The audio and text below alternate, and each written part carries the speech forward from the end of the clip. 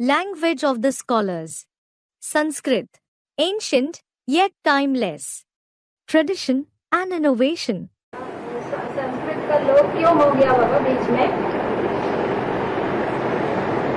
Student. Baba, why has Sanskrit disappeared in the middle? Sanskrit कोई गांव में बोली नहीं जाती है. Baba, Sanskrit isn't spoken in any village. Sanskrit तो एक आर्टिफिशियल बनाई हुई भाषा है. Sanskrit is in fact a language made artificially. Sanskrit माने सुधारी हुई. Sanskrit means that which is reformed. पहले पाली भाषा बोली जाती थी, प्राकृत भाषा बोली जाती थी. In the beginning, Pali and Prakrit languages used to be spoken. ये ग्रामीण भाषाएं थीं. These were the village languages. उनको सुधार के संस्कृत बनाया है. They have been reformed and made into the Sanskrit language.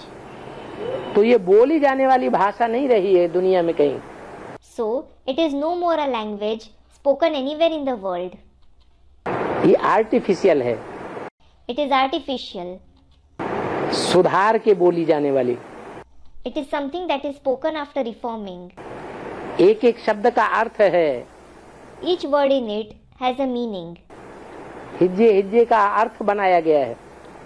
Meanings have been derived from each and every word. और विद्वान आचार्य होते हैं ना, वो संस्कृत में बात करते हैं, कोई समझ न सके. There are scholars and teachers. They speak in Sanskrit so that no one could understand it. इसकी शूटिंग कहाँ होती है? Where does its shooting take place? हैं?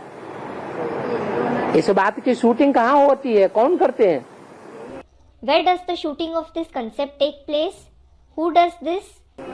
हम ब्राह्मण बच्चे इस बात की शूटिंग करते हैं.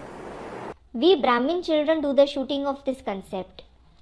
ट्रेन में या कहीं भी या स्टेशन पे कहीं भी बैठ करके हम अपनी ज्ञान की बातें करने लगे और सुनने वाली भीड़ इधर उधर सुनने लगे तो कुछ समझ में आएगा?